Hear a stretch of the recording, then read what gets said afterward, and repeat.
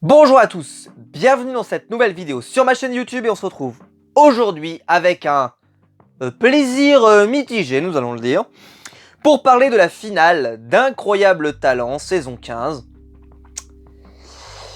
Ah bah, on n'a pas été au bout de nos surprises hier soir. Alors, il risque d'y avoir un petit peu de rage dans cette vidéo.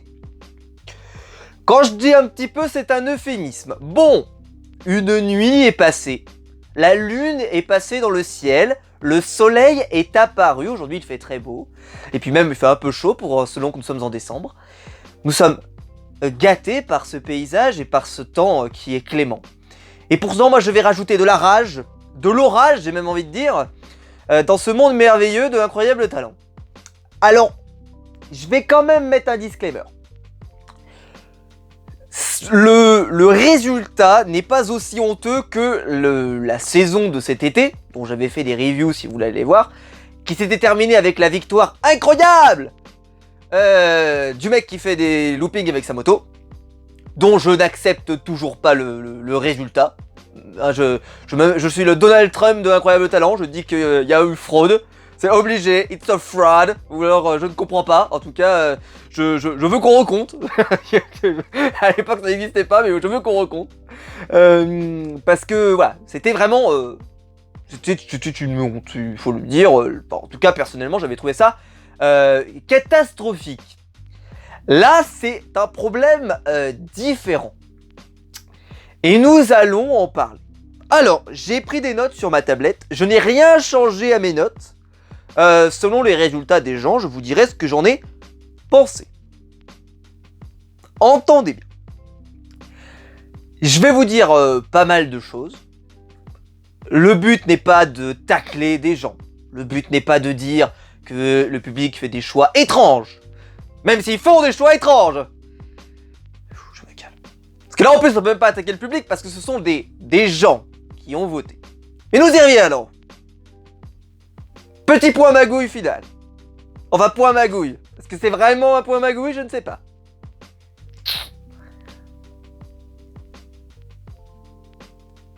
Nous allons y revenir. Restez bien accrochés. Beaucoup de choses. Beaucoup. Alors, on va faire les numéros d'ordre. Premier numéro qui a ouvert la soirée.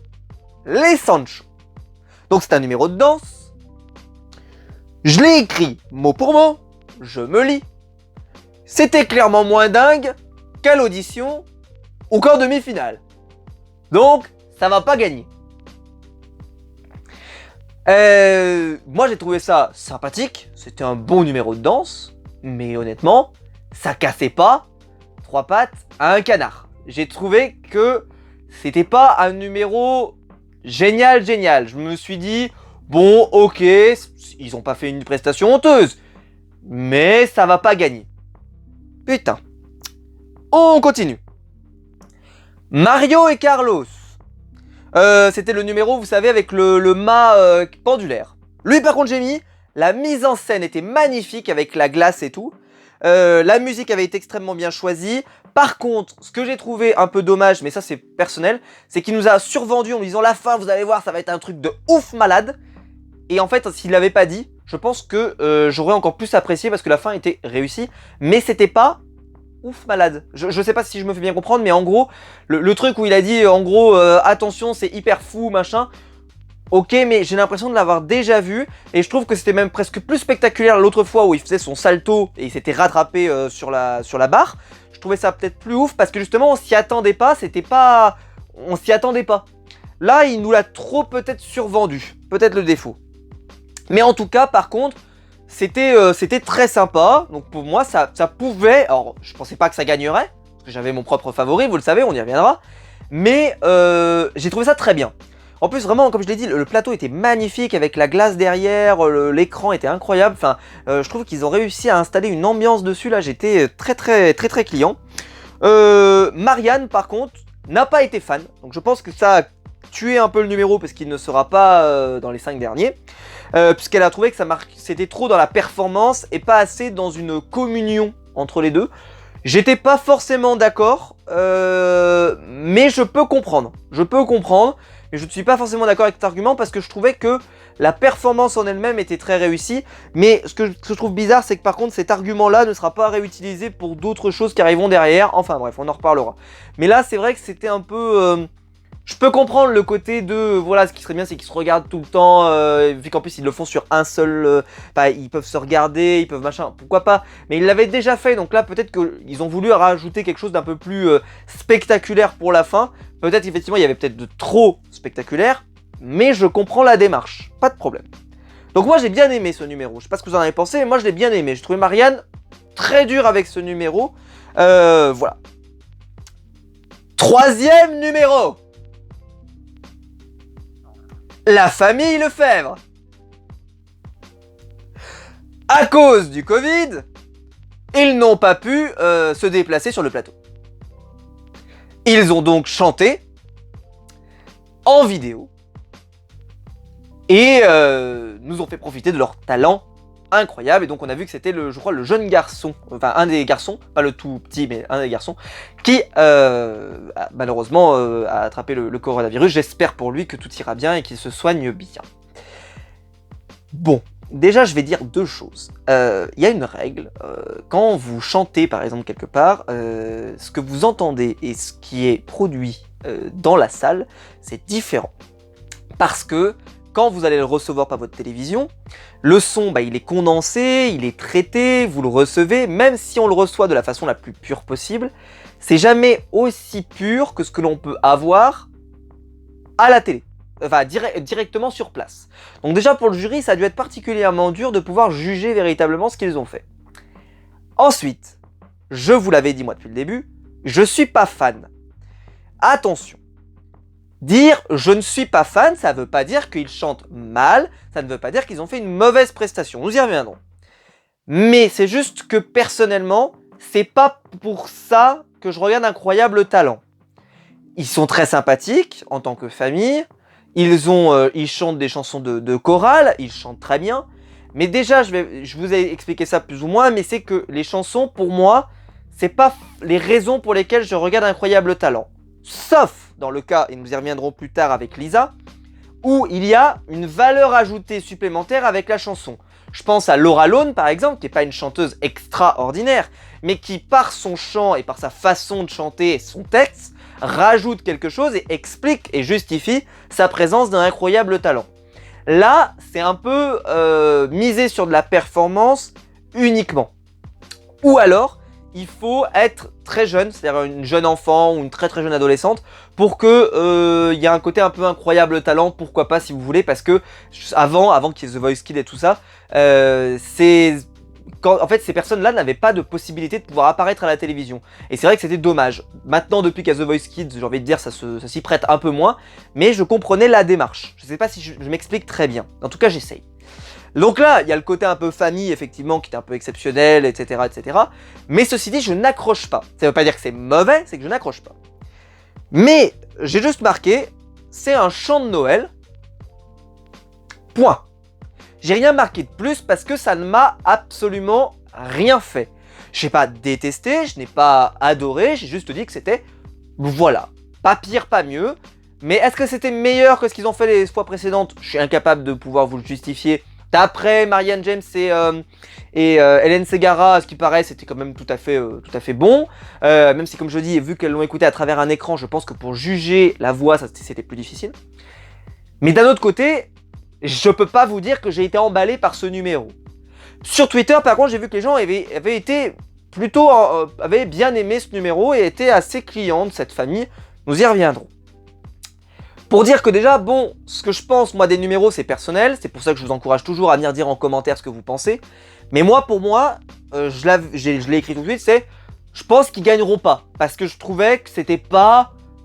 ils n'avaient pas fait un show stealer. C'est-à-dire qu'il n'y avait rien où tu t'es dit « Ah là là, ils ont volé le... » Contrairement, on y reviendra plus tard, il y avait un numéro la semaine dernière en demi-finale qui avait volé le show et qui justifiait le Golden Buzzer d'Issa Doumbia. Là, il n'y avait pas ça. Donc je me suis dit, bon, ça c'est pas un truc qui va tout casser sur son passage, donc on a une chance pour que le numéro que je voulais avoir gagné puisse gagner. Parce que, on y reviendra, je vais y arriver. Ensuite, il y a eu les Messoudi Brothers, donc qui sont l'équilibre, vous savez, avec le poids du corps. J'ai trouvé ça très sympathique, mais sans plus. La partie qu'ils ont proposée en fait pour le jury, c'était très sympa. Mais voilà, ça méritait particulièrement sa place en finale. Est-ce que ça méritait de gagner? Probablement pas. Mais en tout cas, ils ont fait un très bon numéro. Par contre, mention spéciale à le passage de fin, où le père est arrivé et a soutenu ses 3 enfants. Je trouve ça même con, pour être honnête avec vous, qu'il ne l'ait pas mis dans leur spectacle. Alors, Karine Le Marchand le précise à l'oral, elle dit vous ne devez pas en tenir compte pour le vote. J'ai envie de dire, les gens qui votent, ils votent pour qui ils veulent. Hein, ils écoutent pas Karine Le Marchand, donc on prend tout en compte, j'ai envie de dire. Et là, ils ont eu le droit, eux, au lieu des 2-3 minutes que tout le monde a, ils ont eu droit à un petit peu plus de temps pour faire ça. Donc je me suis dit, peut-être que ça va peut-être les faire passer et les faire gagner. On sait jamais. Parce que le message était absolument magnifique. Le père qui soutient ses enfants comme ça, avec une forme un peu d'arbre comme ça, généalogique. J'ai trouvé ça, enfin inversé, mais j'ai trouvé ça magnifique et sublimissime. Et je pense qu'à posteriori, ils auraient dû le mettre dans leur numéro. Et je pense que ça aurait eu un impact extrêmement fort sur les spectateurs. Parce que c'était vraiment magnifique. Moi en tout cas, j'ai adoré cette fin. Le numéro en lui-même était sympathique, mais en fait, on avait du mal à percevoir le fait qu'ils ont fait plus compliqué, plus dur que ce qu'ils ont fait les fois précédentes. Par contre, cette fin, en termes d'écriture, en termes de ce que ça nous racontait, et justement, par rapport à ce que je vous disais sur la famille Lefebvre, c'est que là, ça m'a attrapé. Je sais pas vous, mais moi, ça m'a attrapé. Pub! Vous étiez pas prêts là? Ah, vous étiez pas prêts? Bah, moi non plus, j'étais pas prêt. J'étais pas prêt à la pub. Pub! Il y a eu une pub. Je vais vous raconter avec les pubs, on a été gâtés aussi. Pub, teasing de malade, il y a, au retour de pub, Clec Antos qui arrive. Ah, vous m'attendez, hein, je le sais très bien que vous m'attendez, il y en a peut-être certains qui ont passé toute la vidéo pour arriver là. Eh ben on y arrive. Clec Antos. J'ai noté plein de trucs. Alors déjà, on va parler du portrait. Le portrait, il était ouf malade. C'est-à-dire que déjà, on a mis dans l'ambiance. Moi, il m'a mis dans l'ambiance un truc de dingue.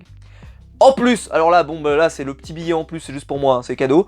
Quand vous terminez le portrait avec la chanson de révélation, de fin, des cliffhangers, du moment épiquement ultime des films Saw, qui est ma bande-son préférée avec celle du Seigneur des Anneaux, que j'écoute très régulièrement, cette chanson de Saw. Si vous n'avez jamais regardé Saw, vous pouvez juste, si vous n'avez pas l'âge surtout, écouter la bande son de Saw. Vous allez voir, la bande son, elle est extraordinaire. Extraordinaire. C'est la bande son de fin, de révélation, des surprises, voilà, parce que ça se termine toujours sur une grosse surprise. Et je me suis dit, purée, mais moi si j'étais magicien, sans déconner, je terminerais sur la musique de Saw, quoi. On a vu beaucoup de magiciens, vous savez, terminer sur la musique de le film Diversion, c'est comme ça qu'il s'appelait, avec les 4 cavaliers de l'Apocalypse, vous savez, qui se surnommaient comme ça, et qui faisaient des braquages, etc. C'est bien ça le nom du film, je me souviens plus, j'espère ne pas me tromper, avec Morgan Freeman, etc., etc. Un film, moi, que j'avais beaucoup aimé. Et souvent, on termine là-dessus. Par exemple, il y avait une émission de magie sur TF1, ils l'avaient utilisé. Non, d'ailleurs, c'est le nom de l'émission, d'ailleurs, Diversion sur TF1. Non, le nom du film, eh ben, j'ai plus le nom du film, mais c'est pas grave, ça me revient pas sur le moment. Vous le mettrez en commentaire, j'en suis certain. En tout cas, un film avec Jesse Eisenberg, voilà, vraiment que j'aime énormément, parce que pour moi à l'époque quand je l'avais découvert, j'avais trouvé ça très stylé comme film. Et donc bon, là c'était un petit peu particulier pour le portrait, j'ai trouvé ça très cool. Bon, passons au portrait. Il arrive dans la salle, donc on le savait, il révélerait qui il était. Il y avait des grosses rumeurs sur qui c'était. Moi j'avais décidé de ne pas en tenir compte parce que je faisais partie des gens qui estimaient qu'on n'avait pas besoin d'avoir la révélation. Il pouvait rester en Clec Antos, ça ne posait aucun problème. Il arrive donc pour la prestation, il arrive avec un sac dans lequel, alors déjà, ambiance de malade, tout de suite direct, moi j'étais dedans, hein, je peux vous dire que là, vous m'appeliez pour un rendez-vous important, je décrochais pas, c'était impossible, je ne pouvais pas bouger de ma place, j'étais concentré. Il m'a fait mettre des papiers dans un petit sac, on pourrait dire, dans un petit panier, puis ensuite, il demande à Karine Le Marchand de s'asseoir sur une chaise, et il utilise la photo de Karine pour que le serpent qu'il avait sorti touche la photo et que à chaque fois que le serpent touche la photo, eh bien Karine Le Marchand ressente, alors qu'il ne la touche pas, voilà, qu'il ne la touche pas, ressente quelque chose et c'est ce qui se produit. Je vais commencer par un point d'abord, c'est que ce numéro a un souci déjà d'origine, c'est que ce numéro-là, on l'a déjà vu malheureusement, puisque c'est un numéro qui a déjà été fait il y a quelques années, petit point particulier, c'est que c'est un numéro que je sais comment il fonctionne, en fait la chaise est truquée, et ce qui fait que, en fait, il suffit d'appuyer sur quelque chose et il y a des petits vérins qui sortent mais qui sont tout petits, hein, et qui te permettent juste de faire un tout petit choc au moment où tu le souhaites, et ça permet de... bon, c'est comme ça. Mais... l'ambiance était tellement géniale, et puis la façon dont il l'a installé, etc. Puis il remet le serpent. Le serpent se referme, et je me suis dit, c'est pas suffisamment ouf pour l'instant pour que ça emporte. Puis là, il ouvre puis là, le serpent se transforme en lapin. Magnifique, parce qu'honnêtement, il n'y a pas beaucoup de place, donc magnifique pour ce qui touche à rien. La façon dont il le fait, c'est très propre, magnifique. Puis, il donne une carotte. Et là, bon, beaucoup de gens ont commencé à comprendre, et il fait enfin la révélation, et on découvre que c'est David Stone. Et là, tu te dis, mais c'est un truc de malade mental, en fait. C'est un truc de malade mental parce que, en termes d'écriture, si jamais, par exemple, on n'avait pas eu le 3e numéro, en fait, on n'aurait même pas compris l'histoire qu'il a voulu nous raconter. Parce que là, ce qu'il a fait, David Stone, ou Clay Cantos, peu importe, c'est qu'il nous a raconté une histoire. Ce que ne fait... souvent, ils nous disent, oui, vous nous avez amené de l'émotion, vous avez raconté une histoire, machin, je sais pas quoi. Bon, souvent, c'est un peu forcé, il suffit juste que tu écris derrière, mon père est décédé, ou je suis un migrant, ou je ne sais quelle connerie, hop, on dit que tu as raconté une histoire. Alors qu'en réalité, des fois, c'est pas toujours aussi évident, à part quand c'était Dakota et Nadia, où là, ça paraissait très évident. Mais il y a des fois où c'est pas si évident que ça, et on cherche un petit peu à essayer de comprendre une histoire, et alors que des fois, en fait, on nous dit ce qu'il y a à comprendre, pour que sinon, si on le prenait brut de pomme, on ne comprendrait pas. Et là, en fait, il y avait des indices au fur et à mesure de l'intrigue qui, à la fin, faisaient une sorte d'explosion. Mais ce qui fait que, si t'as pas suivi tous les numéros précédents, et que t'es pas hyper impliqué dans l'émission, et on peut bien comprendre que le public qui est présent dans la salle, même si eux, ils sont très sympathiques, mais ils ont peut-être pas suivi toutes les autres émissions. Eux, ils sont concentrés sur leur art et sur ce qu'ils font eux, donc ils sont peut-être pas concentrés, donc déjà, est-ce qu'ils ont tous perçu le sens de tout ce qui s'est passé? Pas sûr. Il arrive. Donc, il faut se souvenir qu'il a parlé en fait de la peur, de la peur qu'il amenait avec lui. Et on se souvient que David Stone, lui, au contraire, c'est le côté très positif, avec voilà la carotte, le côté très lumineux, très joyeux, avec un côté très solaire, très génial. Alors moi, je l'avais adoré lors de sa saison. De mémoire, c'est la saison où il y avait Jean-Baptiste Guégan, donc il n'avait strictement aucune chance de gagner, puisque bon, Jean-Baptiste gagnait automatiquement. Si je ne me trompe pas, mais je crois que je ne me trompe pas. Voilà, c'était quasiment... Voilà, il y avait 100% de chances qu'il perde, donc c'est ce qui s'était produit malheureusement pour lui. Et donc il arrive. Et là, en fait, vous comprenez... Et là, si je fais le chemin des révélations au fur et à mesure, en fait, il nous a parlé de la peur. Mais en fait, la peur... Il a parlé de la peur, vous vous souvenez, quand il avait mis sa main et qu'il expliquait qui a peur. Mais en fait, c'est lui qui avait peur de s'éclater la main, mais c'était également lui qui avait peur de faire moins bien que ce qu'il avait fait lors des premières auditions, dans lequel il était allé en finale. Ce qui veut dire donc qu'il était déjà venu une fois, dans lequel il avait fait le meilleur passage puisqu'il était arrivé jusqu'en finale. Et donc là, il y avait un risque qu'il fasse moins bien. Donc déjà, il y avait sa propre peur. Puis ensuite, il y a la révélation du fait que là, d'un coup, il avait installé une ambiance compliquée, lourd, sur la peur, sur quelque chose de difficile. Et d'un coup, il enlève son masque. Et là, il réinstalle la carotte. Ce qui fait qu'il nous a ramené dans cet univers lumineux et joyeux qu'il avait installé depuis le début. Et ça, je trouve que ça, c'était absolument magnifique. De plus, la révélation du visage comme ça, avec le fait qu'il jette de la peinture sur quelque chose sur une toile et que la toile apparaisse, c'était très beau également. Bref, j'ai trouvé ce numéro absolument magnifique poétiquement et ça m'a emporté. Mais pourquoi je pense qu'il n'a pas gagné, et pourtant j'étais hyper déçu parce que je trouve qu'aucun des numéros n'avait été aussi bien écrit que ce que je viens de vous dire là. Surtout en termes de sens, en termes de ce que ça racontait, mais sûrement que c'était trop exigeant pour la plupart des gens. C'est que il y a un problème, c'est que je pense que le numéro de magie pure qui était sur la chaise n'était moins bon que ces deux numéros précédents. Il était moins bon. Cette partie-là était moins bonne. Et je pense que c'est ça qui l'a tué. Et je trouve ça vraiment honteux et dommage. Parce que je pense que si les gens avaient peut-être s'étaient dit ah oui mais qu'est-ce que ça nous a raconté depuis le début et qu'on commence à percevoir tout ce qui s'est passé, je pense que la vie des gens aurait été différente. Donc voilà, c'est comme ça. Je suis malheureusement très déçu, vous l'imaginez bien. Moi pour moi, ce numéro il a tenu toutes ses promesses. La révélation, elle était... Et en plus, ce qui est génial, c'est que la révélation n'a pas pour moi attaqué, parce que j'avais peur en fait qu'il perde de son mysticisme en enlevant son masque. Mais en réalité là non, parce que vu que c'était David Stone et qu'il a fait le lien avec la carotte, machin et tout, en fait t'avais l'impression que ça faisait une œuvre complète. Et qu'il y avait, pour les gens qui avaient regardé la première saison et qui ont regardé cette deuxième saison, et ben en fait, c'est comme si on avait eu une deuxième partie d'une trilogie, quoi, enfin d'un film en deux parties, quoi. Et que pour pouvoir vraiment apprécier à sa juste valeur, bah il fallait avoir tout vu. Et peut-être, je sais pas, est-ce que tous les gens qui ont voté par exemple ont tout vu, est-ce qu'ils se souviennent de ce qui s'est passé les fois précédentes, etc. Bref, c'était magnifique, moi j'ai trouvé ça sublime, et surtout, merci d'avoir installé cette ambiance. Et c'est vrai que je suis d'accord avec Karine Le Marchand, c'est qu'il y a un risque par contre qu'on lui demande de rejouer Clegg Antos, David. Mais j'ai envie de dire, c'est peut-être presque un bénéfice pour lui. Parce que si jamais il s'habille en Clegg Antos, il peut très bien faire par exemple un spectacle entier en version noir et blanc, c'est-à-dire d'un côté le côté très lumineux, très gentil de David, et le côté basé sur la peur, sur quelque chose de très angoissant, avec Clegg Antos, et faire un double spectacle dans la soirée. Ça pourrait être très sympa, et ça pourrait donc lui donner des opportunités de mise en scène absolument géniales. Bon, je suis resté longtemps sur ce numéro, mais il le méritait. Bref, j'ai adoré ce numéro, et David Stone, et la transformation du serpent en lapin, j'ai trouvé génial, et puis tout le symbolique tout le symbolisme de la fin, je l'ai trouvé sublime. Je pense qu'il a beaucoup misé sur la révélation, et comme je l'ai dit, si on n'avait pas les références, je pense que la révélation a eu moins d'impact, et le truc de la chaise ayant été déjà vu, peut-être qu'aussi ça l'a empêché de gagner malheureusement. Mais j'étais extrêmement déçu lors de la révélation finale, nous en reviendrons. Enfin, lors du classement final. Bon, maintenant, ensuite Anthony César. Donc vous le savez, hein, le numéro avec les élastiques, bon, il était très sympa et gracieux. Je trouve qu'il a fait un très bon numéro, mais c'était dur pour moi de passer après Clegg Antos. C'était hyper dur. Il a vraiment eu la place du mort, parce que pour moi, qui avait été mais emporté par le numéro précédent, celui-là, je l'ai trouvé très sympa. Mais voilà, il n'y avait rien d'extraordinaire, il n'y avait rien qu'on n'avait pas déjà vu lors de ses prestations précédentes, j'avais l'impression.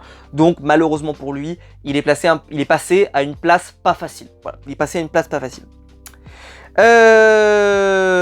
Ensuite il y a Luan, pardon, donc la chanteuse aveugle. Bon, comme je vous l'ai dit, le chant c'est pas forcément ma cam, je l'ai trouvé très sympathique. Elle devrait s'inscrire à The Voice, c'est ce que j'ai tweeté et je le maintiens toujours aujourd'hui. Ça ne méritait pas de gagner selon moi, parce que je trouve qu'il n'y a pas une valeur ajoutée supplémentaire. Oui, effectivement, elle chante très bien, mais en quoi c'est quelque chose d'incroyable talent? Parce qu'un incroyable talent, dans le mot incroyable, il y a le mot on ne peut pas croire que quelqu'un a un talent pareil. Sauf que moi je le crois tout à fait, parce que dans The Voice, je vois des gens, même si je regarde jamais The Voice et j'écoute jamais The Voice parce que je n'aime pas les télécrochets, mais je sais que dans The Voice, il y a des gens qui chantent absolument incroyables et qui sont fous et qui tu te dis ah c'est génial, c'est génial, c'est génial. Donc malheureusement pour elle, ben j'ai pas été emporté. Surtout que bon, je me souviens plus de son choix de chanson, mais ça m'avait pas galvanisé plus que ça. Ensuite alors il y a eu le Lemonade Dance Company, donc qui est assez cool. Mais j'ai trouvé que moi il y avait eu trop de compliments de la part de Marianne qui disait ah c'était extraordinaire, c'était incroyable et tout. Oui c'était très sympa, mais après faut peut-être pas non plus exagérer quoi, c'était pas... Mais bon, les gens ont l'air d'avoir bien apprécié, nous y reviendrons. Mais c'était sympa, je l'ai noté, hein, c'était vraiment sympa, c'était cool, c'était dynamique, c'était très réussi, très réussi. Magus Utopia, alors Magus Utopia avec un univers donc très démoniaque, avec en plus de la magie. Avec le recul, parce que depuis, bon, la nuit est passée, je l'ai un peu digéré, parce que le soir même, je vous dis pas, j'étais remonté comme une pendule, comme on dit.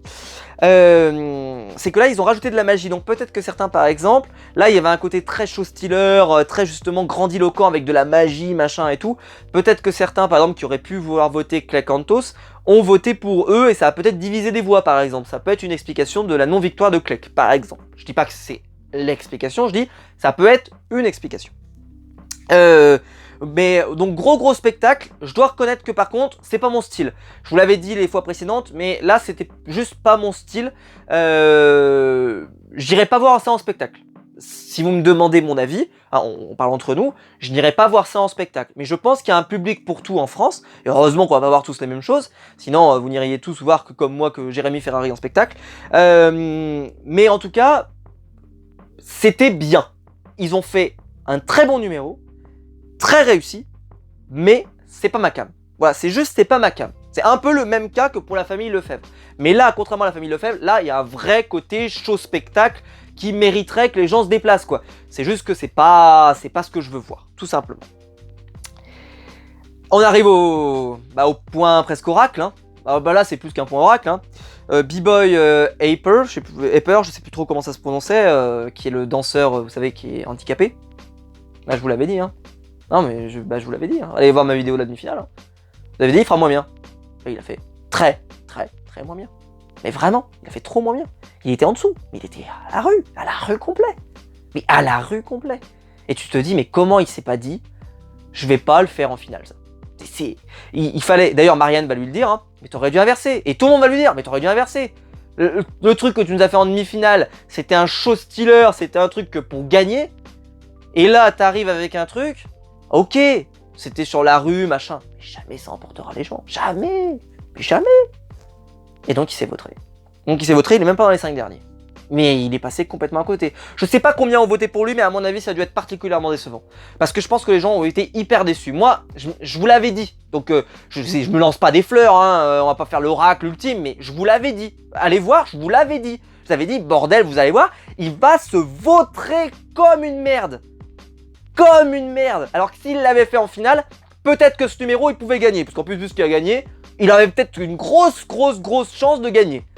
Et ben là, non. Il arrive avec un truc sympa. C'était très sympa. Mais... Et surtout qu'après, en plus, on a essayé de lui poser la question. Il a dit, oui, mais moi, je voulais absolument parler de la rue. Mais tu t'en parles en demi. T'en parles en demi-finale. Et tu gardes ça en finale. Et en finale, là, tu mets tout le monde KO par terre. Hop, terminé. En plus, je pense qu'avec ce numéro-là en demi, je pense que ça passe sans problème. Donc, voilà. Désolé, mais... Là, mauvais choix stratégique. Hein, on reparle de stratégie, même en dehors de Koh-Lanta, mais là, mauvais choix stratégique. Lisa Dan, ensuite. Alors moi, vous savez que je suis très fan. Je sais que les gens l'aiment pas, mais moi, je suis très fan. Je trouve que c'est justement là, cas particulier de... Il y a de la chanson, très bien. Elle chante très bien, très bien. Ceci dit, il y a justement une proposition artistique originale un peu incroyable qui est innovante. Alors je sais que certains on disent, bah voilà, il y a des covers sur YouTube qui existent, etc. Oui, mais quand même, elle est là, elle le fait en direct avec un piano, etc., etc. Enfin, il y a quand même un truc, une ambiance qui s'installe, etc. C'est quand même pas pareil que de rester chez soi devant son écran et de faire ça sans que personne te regarde. Ça n'a rien à voir. Comparez ce qui est comparable. Si vous faites ça sur YouTube chez vous ou que vous parlez avec votre caméra comme moi je le fais actuellement, c'est pas la même pression que de le faire devant. Bon là, il y avait pas un public de malades mentales pour des raisons de Covid, mais voilà, c'est pas pareil. C'est comparer ce qui est comparable. Comparez pas les conneries, d'accord? Et là, même si attention, les gens chantent très bien sur YouTube, mais justement, peut-être qu'elle continuera sa carrière sur YouTube, peut-être qu'elle signera dans une maison de disques, j'en sais rien, pour faire justement un ensemble de redites de Titanic 80 avec son style à elle. Bref, j'ai trouvé ça sublime. Avec la chanson On va s'aimer. Ceci dit, ça ne pouvait pas gagner parce que je pense que les gens n'étaient pas assez clients de ce qu'elle fait. J'ai pas vu des gens s'être emportés par ce qu'elle fait. Ceci dit, elle a vraiment, pour moi, elle avait le potentiel et surtout, elle a fait une proposition qui méritait d'être d'un incroyable talent. Je sais pas combien elle a fini puisqu'on n'a pas la réponse à la fin, mais en tout cas, elle peut être très fière d'elle. Wosembe ensuite. Alors, univers des prisons avec des figures acrobatiques très dynamiques et très réussies. Ok. Et là, par contre, Marianne Jets. Je vous écoute. D'un coup, là, il n'y a plus le... il n'y a pas d'histoire, les deux mecs qui sont sur la pendule, vous regardez pas, vous faites des trucs trop spectaculaires, il n'y a pas d'histoire, il n'y a pas de machin, blablabla. Ah là, il n'y a plus personne. Là, il n'y a plus rien dans la boutique. Ah, ça y est, on ferme sa gueule. Ah, c'est incroyable, cette justice à deux vitesses. Bref. Donc, c'était très sympathique et très dynamique, etc. Mais par contre, si on reprend l'argument du tout début... il faut... Voilà, il y a un moment, il faut essayer de garder une certaine cohérence. Mais bon, qu'est-ce que vous voulez que je vous dise? Ils ont tous bien aimé, ils ont trouvé ça assez fou, très dynamique, il y avait des gens de partout, etc. Pourquoi pas, allez hop, écoutez. Moi, j'ai pas... Enfin, c'était sympa, voilà, c'est très dynamique et réussi. Honnêtement, c'était réussi, voilà. Ensuite, un numéro de danse avec Alex et Alex, qui était le numéro de Karine Le Marchand, qui avait été Godam buzzé par Karine Le Marchand.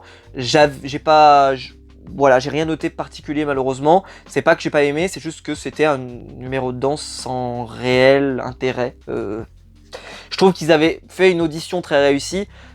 Le prime, il était un peu convenu, quoi. Il y avait rien qui pouvait te dire ah ouais c'est cool. Voilà. D'ailleurs donc ils vont pas gagner.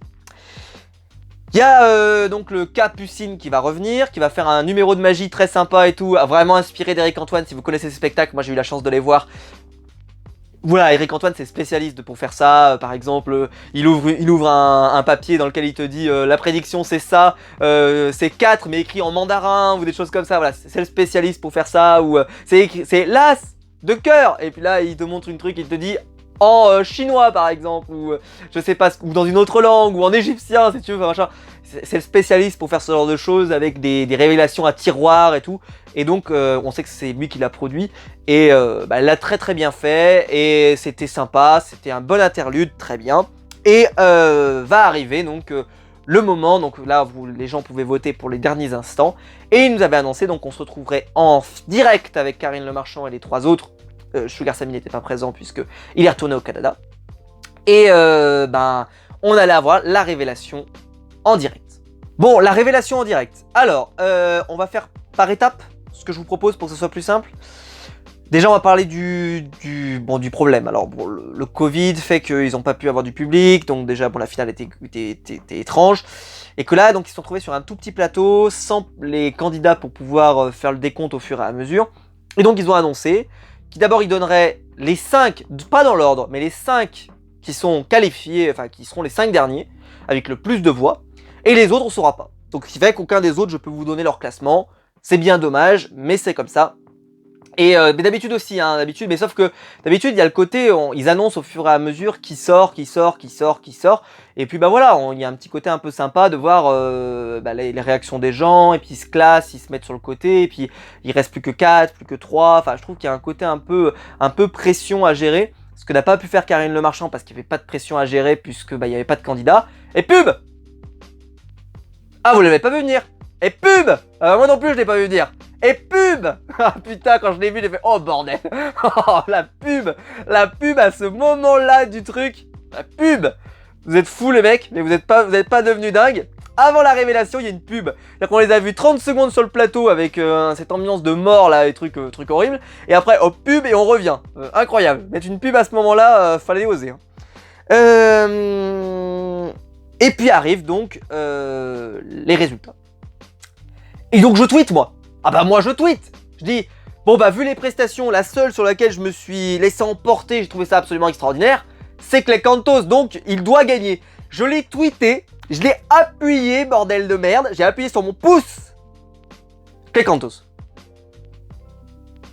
Hein? Vous êtes 5e. Hein?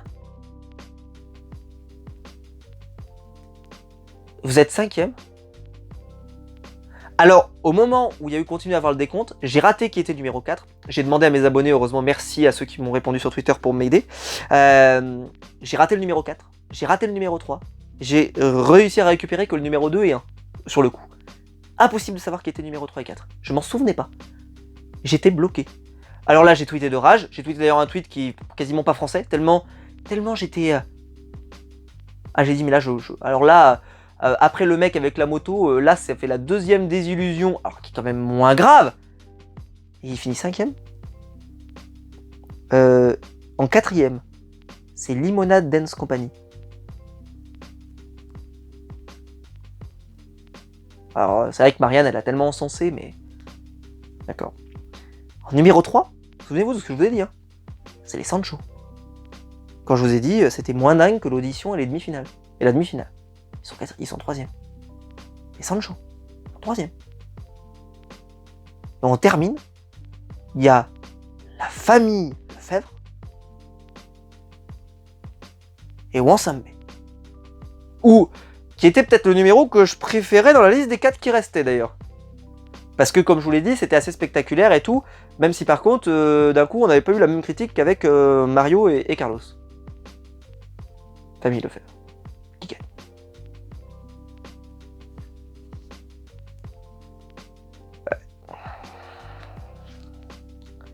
Ah, je vais pas... je vais pas rager. Alors, si vous avez été observateur, j'avais sorti mon totem du sel. Mais vous le constaterez, il est vide. Il ne protège plus, malheureusement.